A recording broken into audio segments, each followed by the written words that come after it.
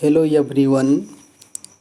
आज मैं आपको 12 का पॉलिटिकल साइंस का ऑब्जेक्टिव प्रश्न की तैयारी करवाऊंगा। चलिए, पहला प्रश्न है, भारत के विभाजन के संबंध में निम्नलिखित में कौन कथन सही है? इसका तीनों कथन सही है। भारत का विभाजन द्विराष्ट्र सिद्धांत का परिणाम था।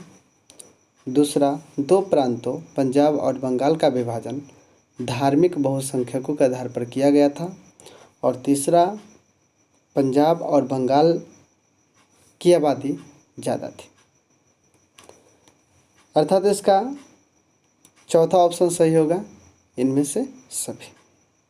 दूसरा प्रश्न पे आते हैं। दूसरा प्रश्न कर रहा है, स्वतंत्रता प्राप्ति के बाद भारत के समक्ष राष्ट्र निर्माण की कौन सी चुनौती थी? पहला, विविधताओं से भरे भारतीय समाज को एकता के सूत्र में बांधने की चुनौती। दूसरा, लोकतंत्र को बनाए रखने की चुनौती। तीसरा, आर्थिक विकास और गरीबी उन्मूलन की चुनौती। तीनों कथन सही है, अर्थात इसका सही आंसर हो जाएगा इनमें से सभी।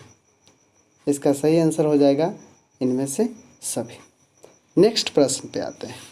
नेक्स्ट प्रश्न कह रहा है कि भारत को अपनी स्वतंत्रता के लिए बहुत बड़ी कीमत चुकानी पड़ी, यह किसने कहा था? इसका सही आंसर हो जाएगा के.एम. मुंशी। इसका सही आंसर हो जाएगा KM. Munshi. KM. Munshi. KM. Munshi इसका सही आंसर होगा।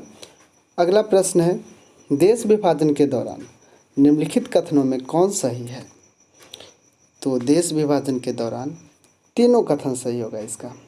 पहला, 1947 में बड़े पैमाने पर एक जगह की आबादी दूसरी जगह जाने को मजबूर हुई थी। आबादी का स्थानांतरण आकस्मिक, अनियोजित और त्रासदी से भरा था। धर्म के नाम पर एक समुदाय के लोग ने दूसरे समुदाय के लोग को बेरहमी से मारा। अर्थात इसका घ नंबर ऑप्शन सही होगा इनमें से सभी। चलिए, प्रश्न पाँचवा प्रश्न की ओर आते हैं। पाँचवा प्रश्न कह रहा है, निम्नलिखित में कौन कथन सही है? निम्नलिखित में कौन कथन सही है? तो पहला ऑप्शन देखते हैं। इसका पहला सही, दूसरा भी सही है, तीसरा भी सही है, अर्थात इसका चौथा ऑप्शन सही होगा। चलिए देख लेते हैं। लाहौर, अमृतसर और कलकत्ता जैसे शहर सांप्रदायिक अखाड़े में तब्दील हो गए।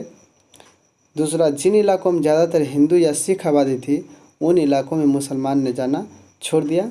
और तीसरा, मुस्लिम बहुल आबादी इलाके में हिंदू और सिख नहीं गुजरते थे। इसका तीनों ऑप्शन सही है, अर्थात इसका घ नंबर आंसर होगा।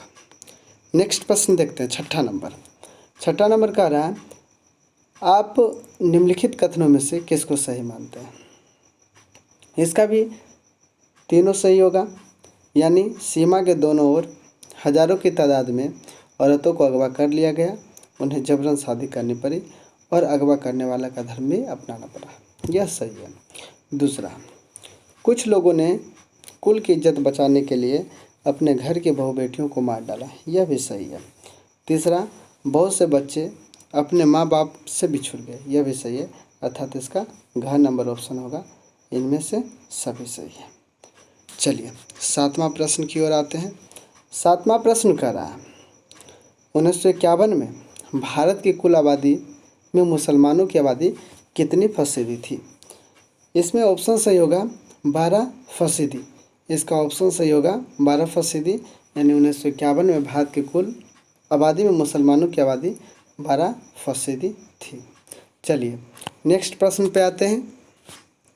नेक्स्ट प्रश्न आपका कह रहा है, भारत के विभाजन के समय में, भारत के विभाजन के समय में कितनी देशी रियासत थी? पहला 165, दूसरा 250, तीसरा 365 और चौथा 565। इसका सही आंसर हो जाएगा 565। नौवां प्रश्न, भारत की स्वीकृति से शेष भारत संगठित और संयुक्त बनेगा। संगठित और संयुक्त बनेगा, यह किसने कहा था? यह किसने कहा था? इसका आंसर हो जाएगा सही गोविंद बल्लभ पंत, गोविंद बल्लभ पंत। चलिए 10वां प्रश्न पे आते हैं।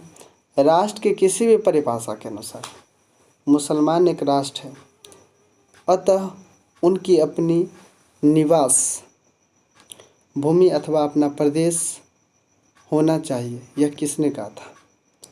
मोहम्मद अली जिन्ना ने, मोहम्मद अली जिन्ना ने ऐसा कहा था।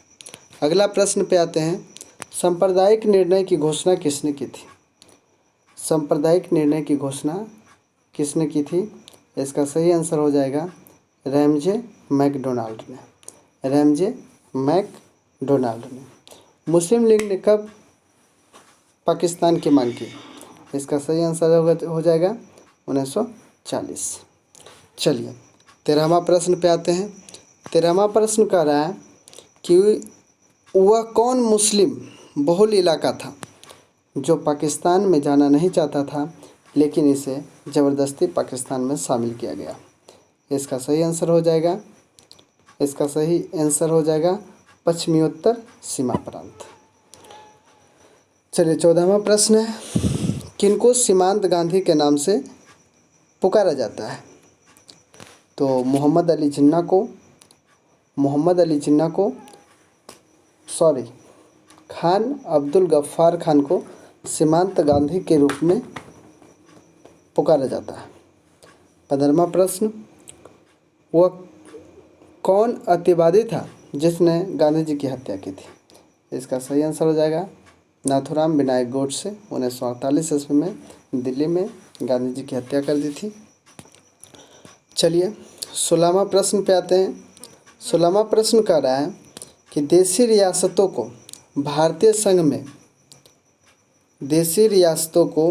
भारतीय संघ में मिलाने में सबसे अधिक अहम भूमिका किसने निभाई? सरदार वल्लभ भाई पटेल। एकीकरण का जनक भी कहा जाता है, इसलिए सरदार वल्लभ भाई पटेल की याद में 182 मीटर ऊंचा प्रतिमा भी बनाई गई है देश में। चलिए 17वां प्रश्न है। देश विभाजन के बाद किस रियासत का निज़ाम अपनी रियासत को आज़ाद रियासत का दर्जा देना चाहता था? इसका सही आंसर हो जाएगा हैदराबाद। चलिए 18वां प्रश्न आते हैं। राज्य पुनर्गठन आयोग का गठन हुआ? इसका सही आंसर हो जाएगा 1953।